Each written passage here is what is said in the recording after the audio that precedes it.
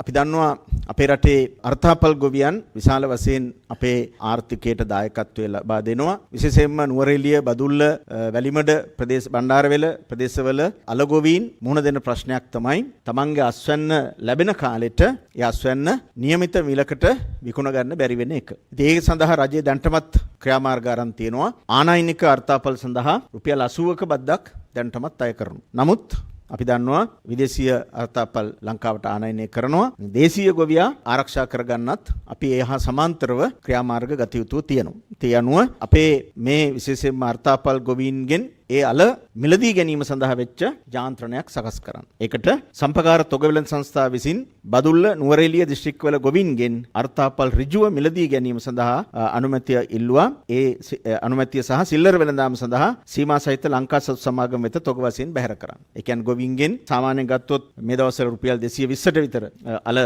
මිලදී අරගෙන ඒ අල පාරිභෝගිකයන් වලට ලබා දෙන්න. එතෙන්දී එක් ගොවියෙක්ගෙන් උපරිම වශයෙන් කිලෝග්‍රෑම් 1000ක්වත් අල මිලදී ගැනීමට යටත්ව තමයි මේ කටයුත්ත කරන්න මේ ආයතනය බලාපොරොත්තු වෙන්නේ. විශේෂයෙන්ම මේ අලගොවියන් තමන්ගේ අස්වැන්න විකුණ ගන්න බැරුව මුහුණ දෙන ඒ ගැටලුවට විසඳුමක් විදිහටත් පාරිභෝගිකයන්ට යම් සහන මිලකට අල ලබා දීම සඳහා වෙච්ච වැඩපිළිවෙලක් ක්‍රියාත්මක කරන්නත්. මේ දෙකම ඉලක්ක කරගෙන විශේෂයෙන්ම මේ ප්‍රදේශවල නුවරඑළිය, බදුල්ල, වැලිමඩ, බණ්ඩාරවල ඒ ප්‍රදේශවල අලගොවීන්ගෙන් අර්ථාපල් මිලදී අරගෙන පාරිභෝගිකයන්ට අල විකිණීම සඳහා වෙච්ච යාන්ත්‍රණයක් තමයි මේ සඳහා ක්‍රියාත්මක වෙන්නේ. එයත් කැබිනට් මණ්ඩලයේ අනුමත කරනු ලැබුවා.